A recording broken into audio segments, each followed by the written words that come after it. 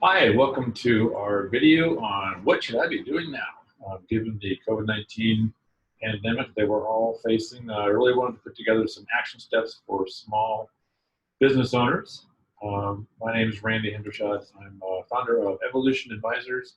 We are a business brokerage firm here in the Sacramento area, located in Roseville. And really the goal of our video here is to create some thought starters.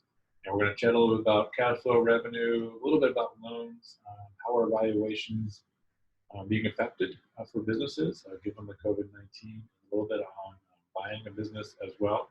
And we're going to kind of jump right into it. I'm not going to read all the bullet points off, but just kind of give you some general thought starters. And I think the biggest item right now that most business owners are going through is having to really dig in and minimize expenses. Now is the time to figure out if your business needs to be right-sized. Do you need to adjust your payroll, or maybe look at taking on some loan to keep your team on board for when you come back out? That's a tough decision there. We're going to have a cash flow tool coming out quickly here the first part of April. It might be out by the time you're listening to this video or watching this video. But we're going to have a cash flow tool that could be very helpful for business owners, get down into the granular parts of really kind of creating some scenarios and figuring out different items that can help you with your decision process here. I think as you kind of watch around, a lot of businesses are looking for ways to pivot. There are other ways they can create revenue given the world we're in. I have an example I saw, I think it was on the news, regarding a Sacramento restaurant downtown that pivoted to becoming a grocery store. Got rid of the chairs, tables, brought in some shelves, and started selling the goods they had in the back, wine, and they're making some changes. So I think that's something we all have to kind of look at. Chat to our peers, professionals in our community for help. I also think that it's important that if we do make some pivots, to make sure we don't step too far away from our core customer. That's definitely what we want to stick with our strengths. Another topic is rent and mortgages. Back in the 08-09 era, most landlords and lenders had these tough conversations with business owners on things they could do to help the business owner through the times. And they're expecting these calls. It'd be great to get your attorney involved, look at your lease, determine if you have anything in your lease that could help or maybe be a hindrance to what you want to accomplish. But have some conversations, come up with a game plan, and approach your landlord and your lender if you have a mortgage on your location, and find out if there's some things you could do, whether short term and or long term. I know some businesses have a higher level of inventory than maybe others, and maybe you can work with your suppliers to return some of your inventory, because we all know cash is king. So the more cash you have available now, the better. So again, can you reach out to a vendor, your supplier, and maybe have them take back some inventory, and then you can pick it up as you need it. Again, see if you can have a team effort, have them work as well. A lot of owners are going to need to be making the big decision. Should you borrow money right now to kind of get through the scenario that we're in? I'm not going to dig into the weeds on these different programs. We have more information on our site, but there's the various programs that are pretty impressive, and with the stimulus package, and the rates are extremely low right now.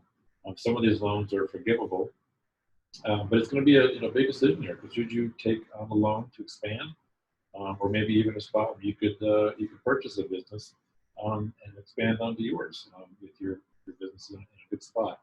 There's one of the benefits that's in the debt relief package that's not being talked about a lot is the SBA will pay the first 6 months of payments for any new 7A loans issued before end of September this year. And again, that's not deferred payments, but they'll pay that.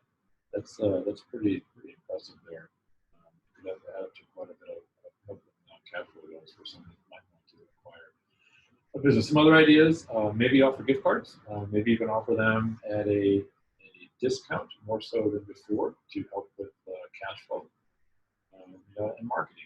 I find that sometimes during these times, a natural reaction is to pull back on marketing, where maybe if your competitors are doing that and your business is in a spot where you can put a little extra fuel on the marketing fire, that might be a good thing. Really kind of maybe there's some inexpensive ways compared to traditional media or marketing efforts that might be helpful. LinkedIn, social media, check out you have an email database of your old clients. Maybe there's some products or services that they may not be aware of that you offer that you could remind them about that. Again, that's some of those ideas there are not as expensive as traditional marketing. Valuation. So been asked this question a lot. How is this time period going to affect the value of my business moving forward? And currently, again, as of the beginning of first part of April 2020, banks are still very optimistic, and they're really looking at this time period as an event, a non-reoccurring event. And as valuations are done on businesses, these time periods, whether it's 60 days, 90 days, whatever that number is, will be recasted. In essence, kind of taken out of the year for the last 12 months, depending on when you have your valuation done. So it won't have as big an impact on the value of a business as you might think.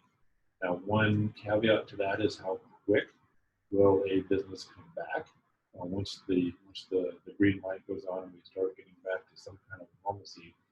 I heard a comment the other day that flat is the new up. So I think that we're really going to be looking to get back to even, not declining. But anyway, so the moral of the story is that this time period, as far as banks and loans and the way folks are looking at valuations, will be recasted out, not affected as much as you might think.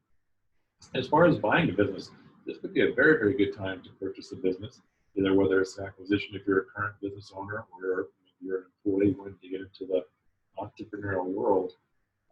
Again, we mentioned earlier that the first 6 months of a loan or a 7A loan, which is a business acquisition loan through the SBA, will be paid for, or the payments will be paid for. Again, not deferred, but paid first 6 months. And that's a big number, and it can certainly help out with cash flow for a new buyer or a new business owner. So there may be a good opportunity here, and we're certainly hoping that this little benefit here will help with buyers and maybe getting off the sidelines and getting back active in the market, purchasing some businesses there. So anyway, really just wanted to create some thought starters for you, give you a few things to think about. If you have any questions or would like to chat, please let us know. We can be reached via our website, email, or the old-fashioned way, give us a call. But hopefully we're able to give you a few thought starters here. And until next time, we'll talk to you soon.